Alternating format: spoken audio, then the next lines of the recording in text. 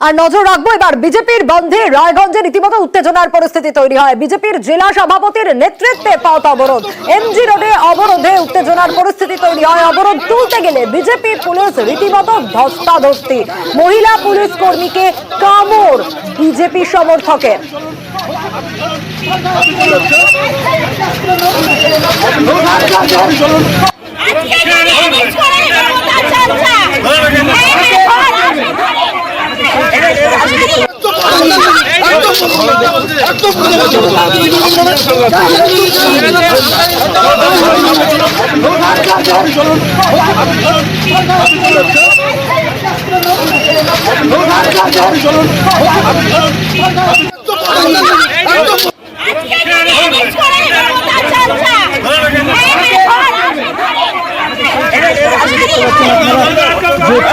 পুলিশদের কিন্তু শাড়ি দেওয়া হচ্ছে।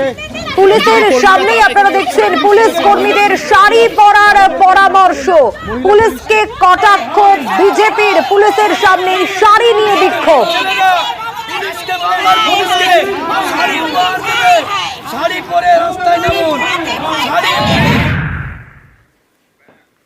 আর এবার নজর রাখবো বিচার চেয়ে পথে প্রতিবাদে আহত 30 পুলিশ কর্মী, 30 জন পুলিশ কর্মী আহত হওয়ার ঘটনা। চোখ নষ্টের সম্ভাবনা সার্জেন্ট দেবাশিস চক্রবর্তীর। বন্ধের সমর্থকদের তাণ্ডবে ব্যাহত জনজীবন। হিংসা অশান্তি রুখতে দায় কার প্রশ্ন উঠছে।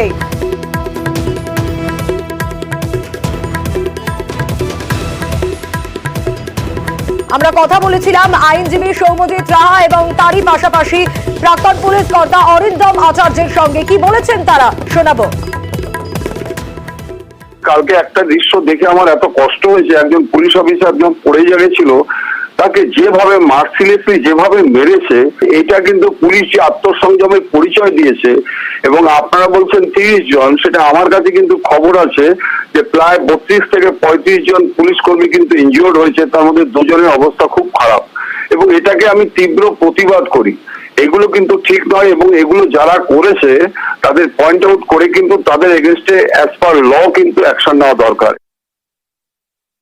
ভারতীয় ন্যায় সংহিতার 121 ধারাটিকে সাবসেকশন 1 আর 2 তে করা হয়েছে। সেখানে সরকারি কর্মচারীকে তাহার কর্তব্য পালনে বাধা দান করিবার জন্য স্বেচ্ছাকৃতভাবে আঘাত বা গুরুতর আঘাত করতে হলে সেই জায়গাতে পানিশমেন্ট একদম ক্লিয়ার করে দিয়েছে এবং সেখানে পানিশমেন্ট পরিষ্কার আছে। এটা সেশনস ট্রায়াল মামলা এবং সেই ক্ষেত্রে তাকে যদি ডিউটি থেকে ডেটার করা হয় সেটা নন বেলেবল কগনিজেবল 5 বছর আছে। এছাড়া এটিতে যদি লাইফ থ্রেটনিং থাকে অবশ্যই অ্যাটেম্পট টু মার্ডার, যেটা আগে 307 ছিল, এখানে 109 এর 1 ধারাতে বলেই দিয়েছে সেটাতে যদি তার চোট লাগে সেখানে যাবজ্জীবনের বিধান আছে। আর পুরোটাই সেশনস ট্রায়াল কেস।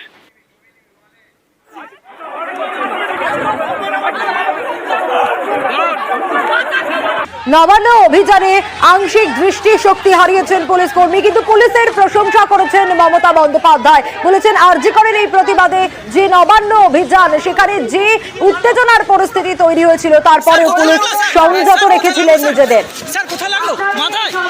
কালকে ছবিতে আমরা দেখেছি ডেড বডি নিতে এসেছিল কালকে, পুলিশ এতটাই সংযত ছিল। কারো মাথা ফাটিয়ে দিয়েছে, কারো চোখ কেড়ে নিয়েছে, কারো কান ফাটিয়ে দিয়েছে, কারো হাত পা ভেঙে দিয়েছে। তাও পুলিশকে আমি কালকের জন্য স্যালুট জানাই। ওরা সংযত থেকে নিজের রক্ত দিয়েছে, কিন্তু বিজেপি চক্রান্তের কাছে কোনো ডেড বডি তুলে দেয়নি, এটা মাথায় রাখবেন।